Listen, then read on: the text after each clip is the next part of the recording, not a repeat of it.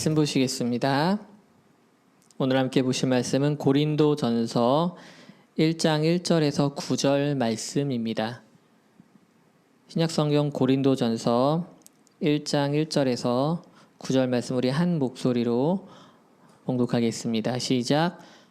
하나님의 뜻을 따라 그리스도 예수의 사도로 부르심을 받은 바울과 형제 소스데네는 고린도에 있는 하나님의 교회 곧 그리스도 예수 안에서 거룩하여지고 성도라 부르심을 받은 자들과 또 각처에서 우리의 주 곧 그들과 우리의 주 대신 예수 그리스도의 이름을 부르는 모든 자들에게 하나님 우리 아버지와 주 예수 그리스도로부터 은혜와 평강이 있기를 원하노라. 그리스도 예수 안에서 너희에게 주신 하나님의 은혜로 말미암아 내가 너희를 위하여 항상 하나님께 감사하노니 이는 너희가 그 안에서 모든 일 곧 모든 언변과 모든 지식의 풍족함으로 그리스도의 증거가 너희 중에 견고하게 되어 너희가 모든 은사의 부족함이 없이 우리 주 예수 그리스도의 나타나심을 기다림이라. 주께서 너희를 우리 주 예수 그리스도의 날에 책망할 것 없는 자로 끝까지 견고하게 하시리라. 너희를 불러 그의 아들 예수 그리스도 우리 주와 더불어 교제하게 하시는 하나님은 미쁘시도다. 아멘. 아이들을 키우면서 성경이 말하는 바를 조금씩 더 알아간다고 느끼는 때가 있는 것 같습니다. 아이들이 어제와 오늘이 다른 것처럼 제가 하나님 아버지를 알아가는 것, 그 심정을 알아가는 것, 그 아버지의 뜻을 따라 살아가는 것도 역시 그렇게 매일마다 다르고 또한 성장하고 있다라고 생각이 듭니다. 요즘 저희 아이들이 둘 다 이제 10대 전후로 이제 대열에 들어서면서 집안이 좀 시끄러워질 때가 많습니다. 아내나 저나 이처럼 원래 화가 많은 사람이었나 싶을 정도로 목소리가 집에서 올라갈 때가 좀 종종 있습니다. 아이들도 점차 머리가 굵어지다 보니까 웬만큼 혼내서는 옛날 같으면 목소리가 조금만 커져도 막 울고 막 그랬었는데 울기는커녕 이제 좀 눈구렁이처럼 좀 넘어가는 기술이 점점 늘어나는 것 같습니다. 그런데 참 신기한 것은 어떨 때는 혼내키고 나서도 내가 좀 너무했나? 너무 윽박을 질렀나? 하는데 또 언제 금세 또 그랬냐는 듯이 아이들은 웃으면서 와서 아무렇지도 않게 아내와 저를 부르고 스스럼 없이 대한다는 것입니다. 종종 저희 아이들을 처음 보시는 분들이 하시는 말 중에 하나가 아이들이 참 구김 없이 사랑을 많이 받고 자란 것 같다라고 말씀해 주실 때가 있습니다. 사실 그런 말을 들을 정도로 잘해준 것 같지 않은데 아직까지는 큰 말썽 없이 잘 자라주고 있는 아이들에게 그저 고마울 뿐입니다. 제가 아이들을 키우면서 신경 쓰는 것 중에 하나는 바로 아이들과의 친밀감입니다. 제가 저희 아이들보다 몇 살 조금 더 많은 친구들을 가르치고 자주 만나다 보니까 어려서부터 부모님과의 이 애착 관계가 얼마나 중요한지 몸소 느낍니다. 특히 아버지의 관계가 원만하지 못하는 친구들을 종종 보게 됩니다. 물론 아버지들이 그러고 싶어서 그런 것은 아니겠지만은 가족을 위해 헌신하다 보니까 미처 가족들과 시간을 같이 보낼 수 없는 경우가 많습니다.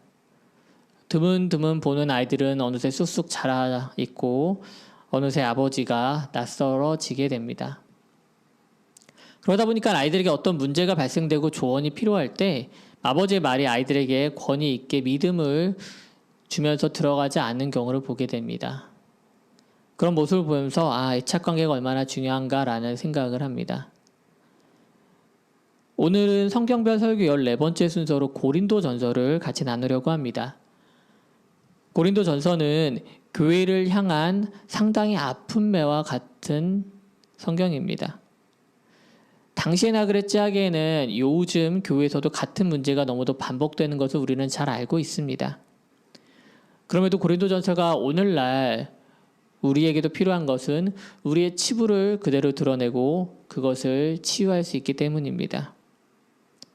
이런 문제를 안고 있는 성도들과 교회를 여전히 사랑하시는 하나님 아버지의 심정을 바울은 이 편지를 통해서 우리에게 보여줍니다.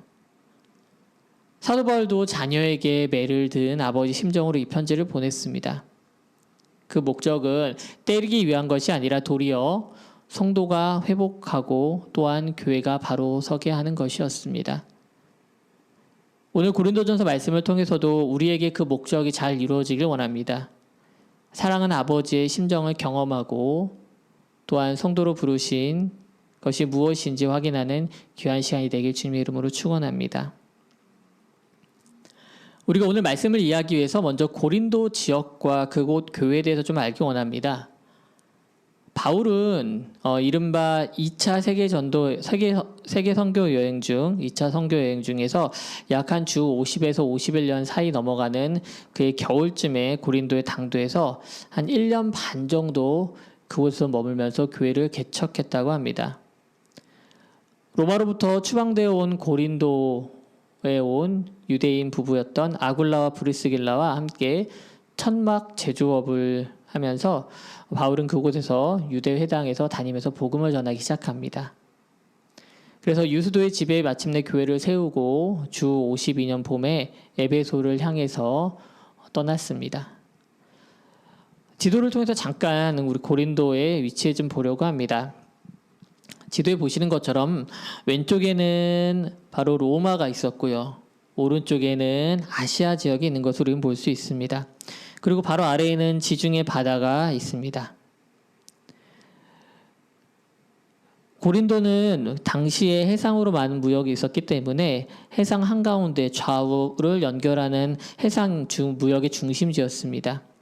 무역과 교역이 활발하게 이루어졌고 경제 활동이 굉장히 빈번한 그런 도시였습니다.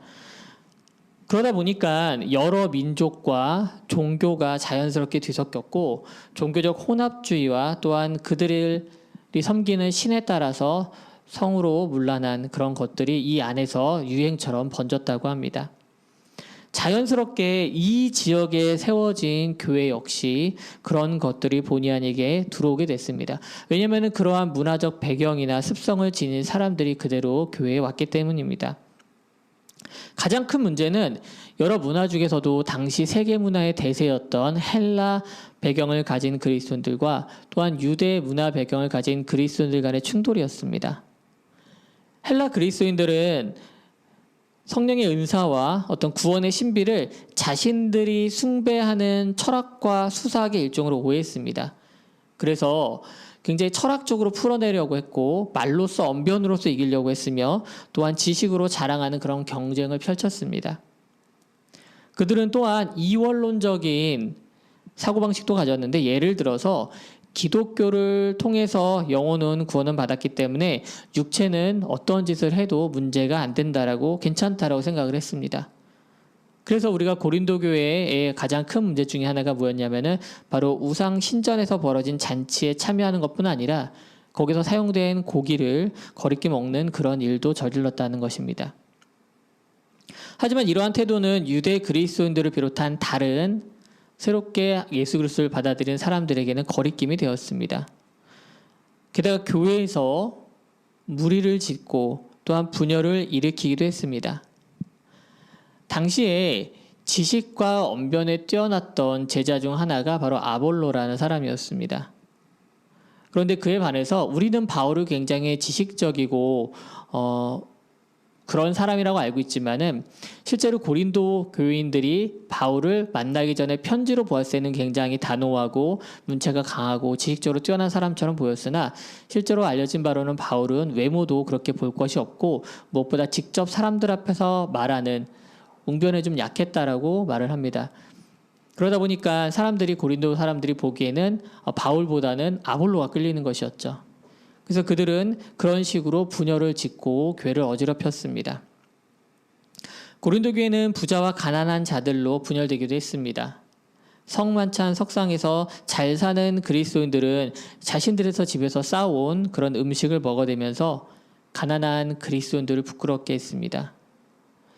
그래서 성만찬에 대한 제정이 고린도 전서에서 나오고 있는 것입니다. 아직 다 언급하지 못한 문제들이 사실은 더 수두룩하게 이 교회에 있었습니다. 그런데 이런 고린도 교회를 보면서 우리 시대의 교회와 우리 교회는 얼마나 다른가라는 생각을 하게 됩니다. 그렇게 사실은 별반 차이가 없는 것 같습니다. 교회라는 곳을 자세히 살펴보면 참 다양한 배경을 가진 사람들이 모이는 것 같습니다. 공통점이라고는 찾아볼 수 없는 것 같죠. 성별, 나이, 경제력, 배경, 정치적 성향 등 참 다른 부분이 많습니다. 그리고 그 안에서 벌어지고 있는 크고 작은 문제들을 보면은 고린도 교회만 가지고 뭐라고 할 일이 아닌 것 같습니다.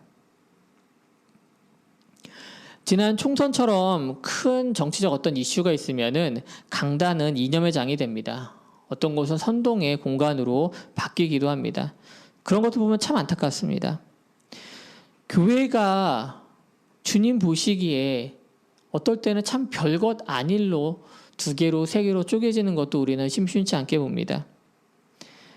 또한 성적 타락의 문제, 재정 관리의 문제, 요즘 세습 관련한 내용들, 이런 거듭났다고는 하지만은 정말 행동으로서는 그렇게 나타나지 못하는 문제 등 여러 가지 일일이 열거하기 어려울 정도로 우리는 많은 문제를 안고 지금 살아가고 있습니다. 사도 바울은 그런 문제들을 하나하나 모아서 치유하고 봉합하고 결국 하나의 교회, 덕을 세우는 교회, 하나님의 영광을 드러내는 교회가 되게 하려고 합니다. 사도 바울은 정말 애끓는 심정으로 눈물의 편지를 씁니다. 바울은 편지의 본론에 들어가서는 각 문제별로 겉면의 말을 해주지만은 그보다 먼저 그 모든 문제를 푸는 실마리로 오늘 본문 말씀을 주고 있습니다. 바울은 당신들의 배경과 상황이 어떠하든지 하나님의 부르심의 정체성을 회복하라고 말해줍니다. 고린도전서를 시작하면서 바울은 여러 가지로 우리를 부릅니다. 먼저 그리스도 예수 안에서 거룩하여지고 성도로 부르심을 받은 자들이라고 말합니다. 오늘 본문 1장 2절 말씀입니다. 고린도에 있는 하나님의 교회 곧 그리스도 예수 안에서 거룩하여지고 성도라 부르심을 받은 자들과, 여기서 거룩하다 그리고 성도, 이 2가지 단어는 같은 어원입니다.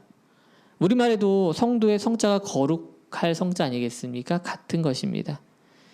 그런데 이것은 원래 하나님과 연관되어 사용되는 단어입니다. 원래 제약된 사람들인 우리에게는 어울리는 말이 아니라는 것이죠. 그런데 하나님은 그러한 우리를 부르셨습니다. 부르셨다는 말에는 초대하였다라는 뜻이 들어있습니다. 하나님이 마련해 주신 그 자리에 초대된 우리를 그 부르심에 응답함으로 하나님의 거룩한 자리에 들어감으로 우리는 구별된 사람들이 된 줄 믿습니다. 사도 바울 역시 자신도 그러한 부르심을 받은 사람이라고 1절에서 자기를 소개합니다. 우리가 부르심에 응답했다는 것, 초대에 응했다라고 하는 것은 우리의 자리가 바뀌었다는 것을 말해줍니다. 하나님은 아브라함을 부르셔서 자신의 계획이 있는 땅 가나안을 보여주십니다. 예수님은 제자를 부르시고 이전과 다른 전혀 길에 올라서게 하십니다. 하지만 이것은 단순히 장소의 변경 문제는 아닙니다. 우리가 교회라는 장소에 나오는 것으로 거듭났다고 다 말할 수는 없지 않습니까? 주님이 부르신 목적은 자신과 같이 거룩함 가운데 교제하는 것에 있습니다. 우리가 주님의 부르심에 응답했다고 하면서 여전히 이전의 삶과 달라지지 않았다면 장소가 변경된 것은 아무런 의미가 없습니다. 바울이 성도를 나타내는 또 다른 방법은 예수 그리스도의 이름을 부르는 자들이라는 것입니다. 1장 2절 본문 다시 하반절을 읽겠습니다. 또 각처에서 우리 주 곧 그들과 우리의 주 대신 예수 그리스도의 이름을 부르는 모든 자들에게, 여기서 이름을 부른다는 말이 똑같이 사용된 구절이 신약에 몇 군데 더 나옵니다. 특별히 그 중에서도 사도행전과 로마서에서 한 구절씩 읽어보려고 합니다. 사도행전 2장 21절입니다. 누구든지 주의 이름을 부른 자는 구원을 받으리라 하였느니라. 로마서 10장 13절입니다. 누구든지 주의 이름을 부르는 자는 구원을 받으리라. 아멘. 여기서 이름을 부른다는 것은 우리가 뭐 옆에 있는 사람의 이름을 그냥 여기 좀 봐봐, 여기로 와 하는 이렇게 부르는 것하고는 분명 차이가 있습니다. 주 이름을 부른다는 것은 그냥 우리가 주님하고 부르는 게 아니라 나를 좀 봐달라고 크게 소리치고 호소하는 것입니다. 그래서 이 단어가 신약의 다른 곳에서는 상소한다라는 뜻으로 쓰이기도 했습니다. 바울이 사도행전에서 여러 죽음의 위협을 겪은 걸 아실 겁니다. 그리고 마침내 가이사에게 상소해서 로마에 압송되는 것을 우리는 압니다. 이때 상소한다는 말이 바로 이름을 부른다는 말과 같은 의미를 가지고 있습니다. 하지만 세상의 황제인 가이사에게 상소하는 것과 주님의 이름을 애타게 부르는 것은 그 구원의 차이가 분명히 있는 줄 우리는 믿습니다. 바울이 감옥에 갇혀서도 도리어 바깥에 있는 성도들을 염려하고 격려할 수 있었던 것은 예수의 이름으로 구원을 받은 상태였기 때문입니다. 우리의 입술이 주님의 이름을 부른다는 것은 우리가 예수 그리스도로 구원을 받았다는 것의 확신의 고백인 줄 믿습니다. 저와 여러분의 정체성을 확인해 준 바울은 고린도에 세운 교회가 참된 교회가 되기를 간절히 바랐습니다. 바울은 여러 편지를 쓰면서 편지마다 강조하는 점들이 조금씩 있습니다. 그런데 이 고린도전서를 자세히 살펴보면은 유난히 자주 언급되는 단어들이 있는데요. 바로 형제와 교회라는 단어입니다. 각각 20번 이상 언급되었는데 이것은 다른 신약 성경에 비해서 상대적으로 굉장히 많은 양입니다. 분열되고 흐트러져 있는 고린도, 그곳에 세워진 교회와 성도들을 보면서 바울은 그들이 주님 안에서 하나 된 형제임을 먼저 강조합니다. 그리고 그 형제들이 모여서 예수 그리스도를 머리로 하여 교회를 회복할 것을 강조합니다. 고린도전서 10장 32절과 33절 말씀입니다. 유대인에게나 헬라인에게나 하나님의 교회에나 거치는 자가 되지 말고 나와 같이 모든 일에 모든 사람을 기쁘게 하여 자신의 유익을 구하지 아니하고 많은 사람의 유익을 구하여 그들로 구원을 받게 하라. 형제가 된 이상 유대인이나 헬라인이나 중요하지 않습니다. 우리는 이제 우리가 부르심을 받아 거듭난 것처럼 하나님이 사랑하시는 형제 자매들을 사랑하고 나의 유익이 아닌 많은 사람들의 유익을 구하고 구원에 이르는 축복의 통로가 되어야 합니다. 바울은 우리가 성령을 통해서 특별한 선물을 또한 받은 사람이라고 말을 해주고 있습니다. 그것을 우리는 다른 말로 은사라고 부릅니다. 은사는 여러 가지 모양이 있다고 성경은 말해줍니다. 마치 몸에 여러 신체 기관이 있는 것처럼 말입니다. 그리고 그 각자 역할이 있습니다. 사도 바울은 말합니다. 어떤 이들은 사도로 불렀고 어떤 이들은 선지자 또는 교사로 부르심을 받았다고 합니다.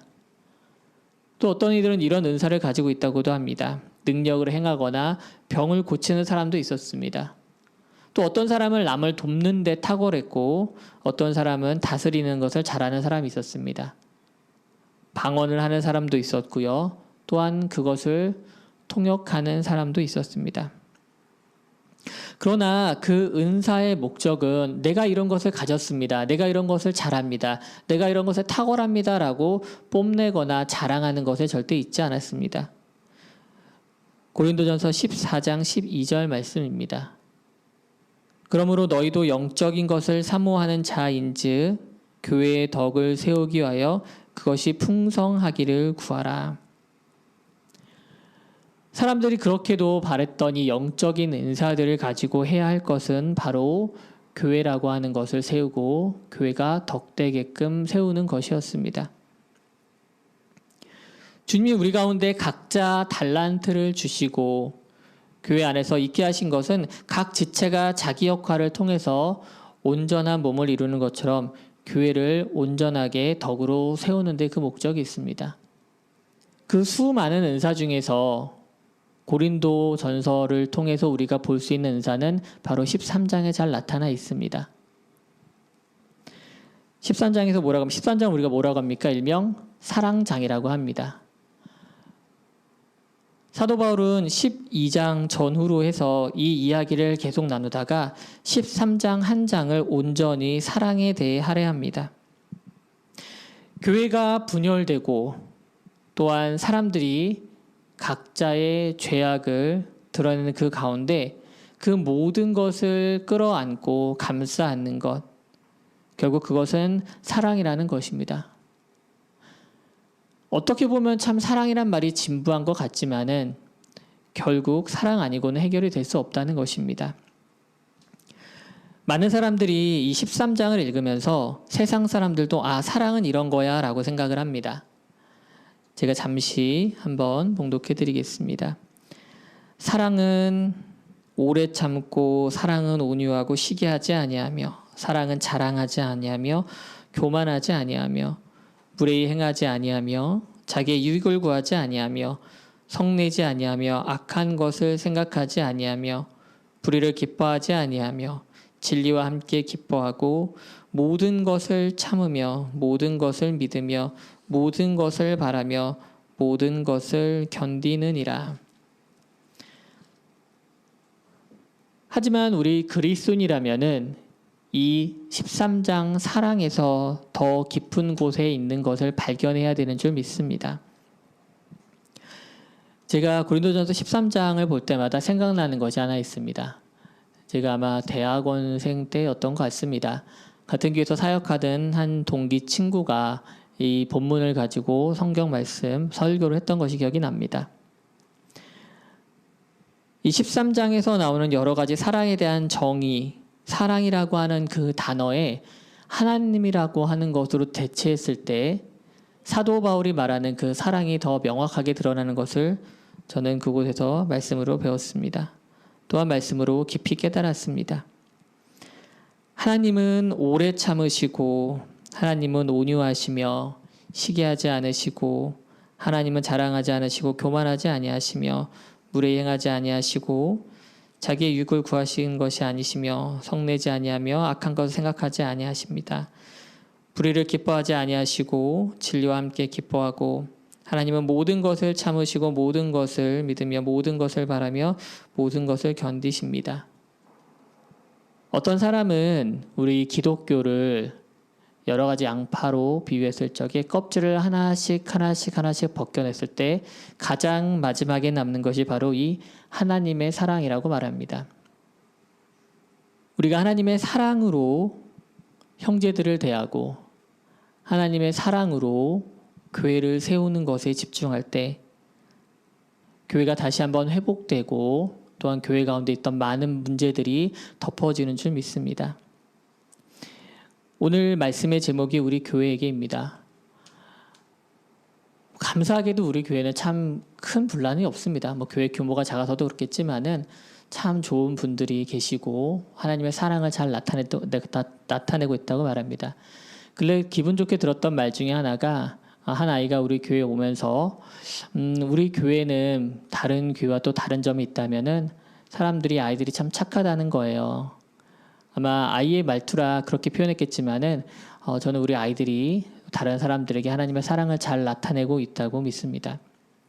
부디 바라기는 우리 사랑하는 성도님들이 우리 교회를 생각할 때 이 고린도 교회와 우리 교회를 생각할 때 날마다 우리 교회가 고린도 교회처럼 어그러지지 않는 교회가 되길 위해서 하나님의 사랑으로 회복되며 그것으로 감싸며 그것으로 묶는 그런 교회가 되길 원합니다.